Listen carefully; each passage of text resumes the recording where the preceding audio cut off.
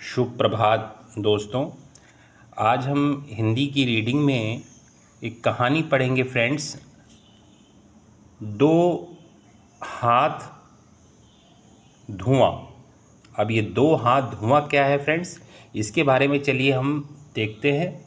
और ये बहुत ही मोरल स्टोरीज़ है फ्रेंड्स, जो हमें जीवन में कुछ ना कुछ नैतिक शिक्षा प्रदान करती है फ्रेंड्स। चलिए देखते हैं कि आज इस दो हाथ धुआं में कौन सी कहानी है। सम्राट कृष्णदेव राय का दरबार लगा था। ठीक है फ्रेंड्स, ये उन दोस्त मित्रों के लिए हैं जिनको हिंदी पढ़ने में, हिंदी रीडिंग में दिक्कत होती है और हिंदी नहीं समझ पाते। ये उनके लिए है फ्रेंड्स कि हमारे वो दोस्त जो हिंदी पढ़ने में भी असमर्थ हैं और हिंदी समझ नहीं पाते, पढ़ नहीं पाते तो या लिख नहीं पाते, तो ये वीडियोस उनके लिए हैं फ्रेंड्स। ठीक है फ्रेंड्स, चलिए स्टार्ट करते हैं। सम्राट कृष्णदेव राय का दरबार लगा था। महाराज दरबारियों के साथ हल्की फुल्की चर्चा में व्यस्त थे कि अचानक चतुर और चतुराई पर चर्चा चल पड़ी। महाराज के अधिकांश मंत्री और यहाँ तक कि राजगुरु भी तेनालीराम से जलते थे। ठीक है ना फ्रेंड्स। महाराज के समक्ष अपने दिल की बात रखने का मौका अच्छा था। अतः एक मंत्री बोले, महाराज आपके दरबार में चतुर लोगों की कमी नहीं है। यदि मौका मिले तो यह बात सिद्ध हो सकती है। मगर क्या मंत्री जी, उत्सुकता से महाराज ने पूछा। मैं बताता हूँ महाराज, सेनापति अपने स्थान से उठकर बोला। मंत्री जी कहना चाहते हैं कि तेनालीराम के सामने किसी को अपनी योग्यता सिद्ध करने का अवसर ही नहीं मिलता। हर मामले में तेनालीराम अपनी टांग अड़ा देते हैं और चतुराई का सारा श्रेय स्वयं ले जाते हैं। अन्नदाता जब तक दूसरे लोगों को अवसर नहीं मिलेगा, वे अपनी योग्यता भला कैसे सिद्ध करेंगे। देखिए फ्रेंड्स, दरबारी लोग जो हैं तेनालीराम से चिढ़ा करते थे, इसलिए वो राजा से शिकायत कर रहे हैं। चलिए देखते हैं आगे क्या हुआ। सिद्ध करेंगे महाराज गंभीर हो गए, समझ गए कि सभी दरबारी तेनालीराम के विरुद्ध हैं। कुछ क्षणों तक वे कुछ सोचते रहे। अचानक ही उनकी दृष्टि एक कोने में ठाकुर जी की प्रतिमा के सामने जलती धूप पर स्थिर हो गई और तुरंत ही उन्हें दरबारियों की परीक्षा लेने का उपाय सूझ गया।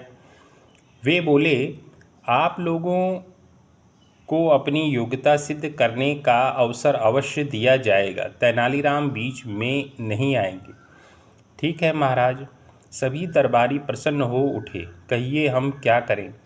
मुझे इस धूपबत्ती का 2 हाथ धुआं चाहिए। महाराज ने कोने में जलती धूपबत्ती की ओर संकेत करके कहा, जो भी दरबारी यह कार्य करेगा उसे तेनालीराम से भी चतुर समझा जाएगा। सम्राट का प्रश्न सुनकर सभी दरबारी सिटपिटा गए। यह कैसी मूर्खतापूर्ण परीक्षा है। भला धुआं भी कभी नापा जाता है। मगर कोई ना कोई युक्ति तो लगानी ही थी। कई दरबारियों ने हाथ से धुआं नापने की कोशिश की, किंतु धुआं भला कैसे नापता। वह तो ऊपर उठता और बल खाए सांप की तरह इधर उधर लहरा जाता। सुबह से शाम हो गई मगर कोई भी धुआं ना नाप सका। देखिए, बड़ी विकट परिस्थिति है फ्रेंड्स कि कोई भी धुआं नहीं नाप सका। अब देखते हैं आगे क्या होता है। महाराज कृष्णदेव राय मंद मंद मुस्कुरा रहे थे। जब कभी दरबारी थक हार कर बैठ गए तो जब सभी दरबारी थक हार कर बैठ गए तो एक दरबारी बोला, महाराज धुएं को नापना हमारी दृष्टि में तो असंभव है।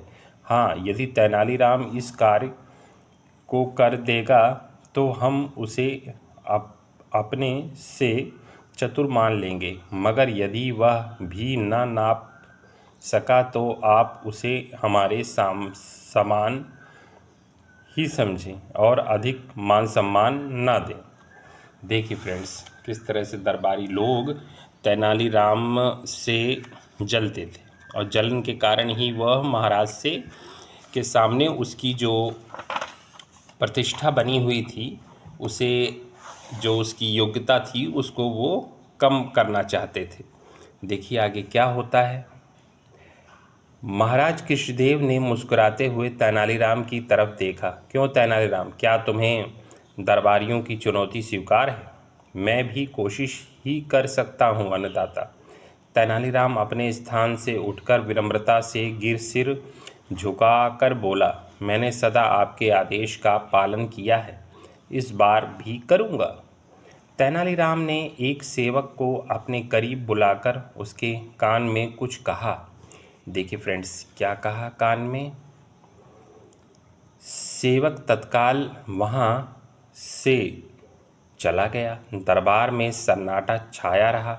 सभी उत्सुक थे कि देखें तो तेनालीराम कैसे धुएं को नापकर राजा को 2 हाथ धुआं सौंपता है।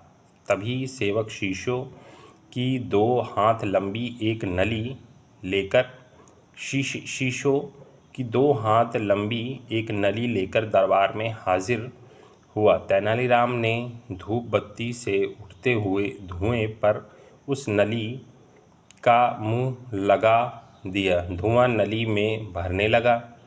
कुछ ही देर में पूरी नली धुएं से भर गई। तेनालीराम ने कपड़ा ठूंसकर नली का मुंह बंद कर दिया। फिर उसे महाराज की ओर बढ़ाकर बोला, लो महाराज, 2 हाथ धुआं। देखिए फ्रेंड्स, कितनी बुद्धिमानी वाली बात है। देखिए ये है तेनालीराम जी और ये है महाराज कृष्णदेव राय जी। चित्र में दर्शाया गया है फ्रेंड्स। ये सारे दरबारी हैं। चित्र देखने में बहुत अच्छा लगता है फ्रेंड्स। बहुत अच्छी तरीके से बनाया जाता है और बहुत अच्छा लगता है ऐसी कहानियाँ पढ़ने में भी और इस तरह से चित्र देखने में भी। चलिए, महाराज ने मंद मंद मुस्कुराते हुए नली ले ली। फिर दरबारियों की ओर देखा। सभी के सिर झुके हुए थे। कुछ एक दरबारी जो तेनालीराम से ईर्ष्या नहीं करते थे, आंखों में प्रशंसा के भाव लिए तेनालीराम को देख रहे थे। महाराज बोले, अब तो आप लोग मान गए कि तेनालीराम बुद्धिमान हैं और इनका मुकाबला कोई नहीं कर सकता। दरबारी भला क्या जवाब देते। देखिए फ्रेंड्स, आज की कहानी आपको कैसी लगी तेनालीराम की। और तेनालीराम ने देखिए किस तरह से बुद्धिमत्ता से, जो धुएं को कोई नहीं नाप सका, उसे तेनालीराम ने अपनी बुद्धिमत्ता से किस तरह से उसे महाराज के सामने पेश किया और सारे दरबारी लज्जित हो गए। तो फ्रेंड्स, कभी कभी क्या है कि हमें ईर्ष्या भी नहीं करनी चाहिए किसी से। हमें स्वयं पर विश्वास, स्वयं की मेहनत करनी चाहिए और दूसरे की सफलता से हमें जलना नहीं चाहिए फ्रेंड्स। ठीक है फ्रेंड्स, चलिए आज कमेंट बॉक्स में कमेंट करके बताइएगा कि आज की कहानी आपको कैसी लगी। और फ्रेंड्स, कोई प्रॉब्लम, कोई चीज़ ना समझ में आई हो तो कमेंट बॉक्स में कमेंट कीजिएगा फ्रेंड्स, उसका सॉल्यूशन किया जाएगा फ्रेंड्स। आपका दिन शुभ हो फ्रेंड्स, धन्यवाद।